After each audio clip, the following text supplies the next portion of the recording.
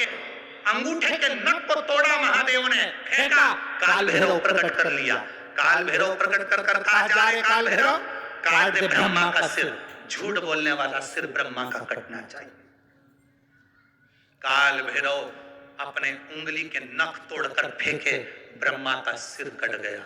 ब्रह्मा का सिर कटा तो कटा हुआ सिर लुढ़कता गया। झूठ बोलता हुआ वो सिर लुढ़क रहा है, उसका जो रक्त निकला उससे एक नदी प्रकट हो गई जिसको कर्मनाशा कहा गया।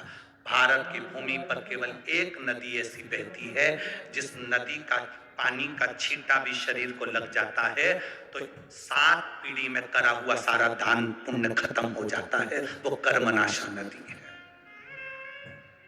आज भी उत्तर प्रदेश में वो नदी बहती है जिस नदी को कोई विद्वान, कोई संत, कोई साधु, कोई सन्यासी, कोई तपस्वी, कोई साधक, कोई उपासक उस नदी के पास नहीं जाता। भारत की भूमि पर केवल एक नदी ऐसी है जिसका पानी कुत्ता भी नहीं पीता। भारत की भूमि पर एक नदी केवल ऐसी है जिसका पानी पक्षी भी नहीं पीता। वो कर्मनाशा नदी है। जिस नदी का पानी जानवर भी नहीं पीता, उस नदी का पानी शरीर को छू जाए तो व्यक्ति को कहते हैं कि उसके जीवन का सारा पुण्य समाप्त हो जाता है। वो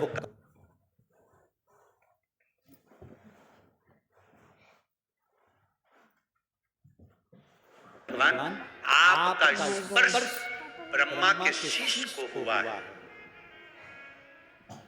सत्य बोलने वाले का अगर स्पर्श ब्रह्मा के सिर को सत्यनारायण भगवान तुम्हारा स्पर्श हुआ, मैं वर देता हूँ ब्रह्मा का कटा हुआ सिर बट वृक्ष बनेगा। इस बड़ के पेड़ के नीचे स्वयं महादेव बैठेंगे और उनका नाम बटकेश्वर महादेव पड़ेगा। बटकेश्वर महादेव के रूप में शंकर जी विराजित हो गए। समय आया, ब्रह्मा जी ने सृष्टि की रचना करी। माता सती का विवाह शिव जी से हुआ। फिर यज्ञ कुंड में शरीर समाप्त किया।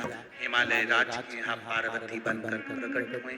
माता पार्वती भगवान शिव के साथ में मंगल विवाह हो रहा है। जोरदार ताली बजाएं देव महादेव माता पार्वती जी के साथ।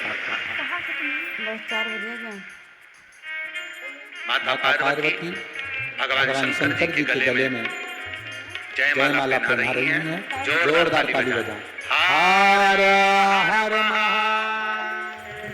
अब भगवान शंकर पार्वती जी के गले में जयमाला ले रहे हैं। जोरदार ताली बजाकर स्वागत करें भगवान देवाधिदेव महादेव का। आज कथा का 2 दिवस यहाँ विराम की ओर ले रहा है। 3 दिवसीय कथा और